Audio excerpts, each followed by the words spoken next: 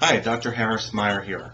I'd like to discuss with you on this video the California workers' compensation system today. Now please understand the California system is different from every other state system, and I'm not familiar with any other state. So this information only pertains to Californians. Now this is a very complex system, and the biggest problem is that the consumers do not understand it. And the consumers are your employer, everybody's employer. Every company in this state who has employees by law must have workers' compensation to cover their employees.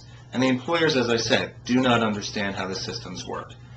The other consumer is you, or anybody you know who's employed. If you are working for a company, you by law must be covered under the California work comp system. Now, there are many time frames that have to be adhered to within the system. So if an injury is sustained, there's a given amount of time that you have to file a claim. There's also a specific amount of time that your employer has to respond to that and get you to the proper medical provider. Then there are time frames that allow for you to have the right to choose your own doctor, as opposed to only having to go to your employer's choice, or really the insurance company's choice of physician. And then once you're seeing a doctor, there are time frames pertaining to how long the physician has to submitting his or her report to the insurance company. Once that's done, the insurance company has time frames for how long they can have before they respond. And in their response, they have to either deny your case or accept your case. And sometimes they'll put it on hold, but they have to respond within a given amount of time. Now, let me explain to you what a work comp or work-related injury is. This would be either something that happens to you at work, and that can be a trauma, like falling off of a ladder, or it can be something that is repetitive stress or repetitive strain in nature, and that could be an injury like tendinitis or carpal tunnel syndrome that might occur from sitting at a computer all day and doing the same sorts of hand movements. Sometimes people are exposed to toxic chemicals and they're injured that way.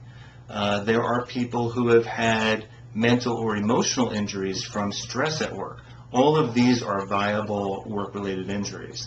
But you can also have a situation where you may have a weakness or a health problem already, even before you start working with a company, and the type of work that you're doing or something about your job causes that injury to be worsened. That is now a work-related injury. So as you can see, it's really a very complicated system, and it's important that you have a provider, a healthcare provider, who knows the system and understands how to work with it and can manage your case and direct you as you need to be directed.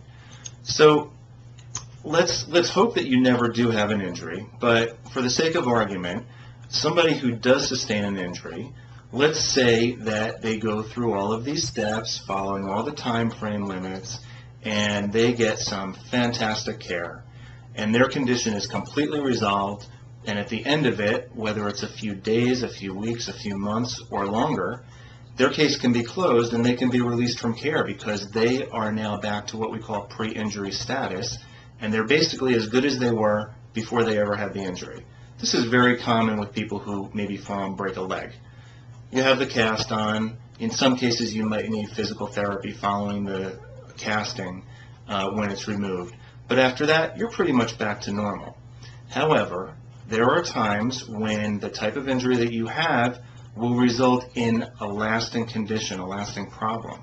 And we call that permanent impairment. Well, the doctor that you're seeing now has to be able to do a special evaluation, a very careful assessment, and come up with a rating.